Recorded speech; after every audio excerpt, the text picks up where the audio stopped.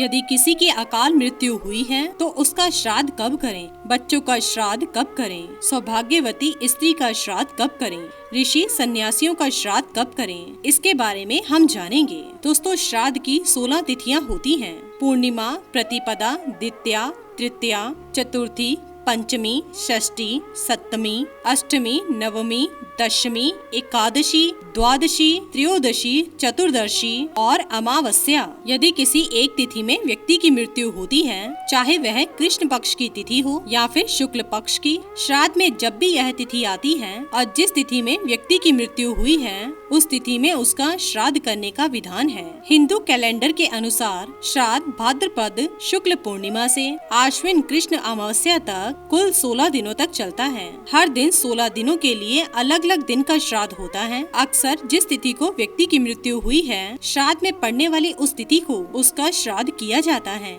लेकिन इसके अलावा भी यह ध्यान देना चाहिए नियम अनुसार किसके लिए किस दिन और कौन सा श्राद्ध करना चाहिए। तो चलिए जानते हैं उन नियमों के बारे में। प्रतिपदा को नाना नानी का श्राद्ध कर सकते हैं। यदि नाना नानी के कोई पुत्र नहीं है तो यह श्राद्ध बेटी और उसके पुत्र कर सकते हैं। जिनकी मृत्यु अविवाहित स्थिति में हुई है, उनके लिए पंचमी तिथि का श्राद्ध किया जाता है। सौभाग्यवती स्त्री की मृत्यु पर नियम है कि उनका श्राद्ध नवमी तिथि को करना चाहिए, क्योंकि इस तिथि को श्राद्ध पक्ष में अविधवा नवमी माना गया है। यदि माता की मृत्यु हो गई हो तो उनका श्राद्ध भी नवमी तिथि को कर सकते हैं। जिन महिलाओं की मृत्यु की तिथि मालूम ना हो, उनका भी श्राद्ध नवमी को किया जाता है। इस दिन माता एवं परिवार की सभी स्त्रियों का श्राद्ध किया जाता है। इसे मातृ नवमी श्राद्ध भी कहा जाता है। इसी तरह एकादशी तिथि को संन्यास लेने वाले व्यक्तियों का श्राद्ध करने की परंपरा है, जबकि सन्यासियों के श्राद्ध की तिथि द्वादशी भी मानी जाती है। श्राद्ध महालय के कृष्ण पक्ष की त्रयोदशी तिथि को बच्चों का श्राद्ध किया जाता है। जिनकी मृत्यु अकाल हुई हो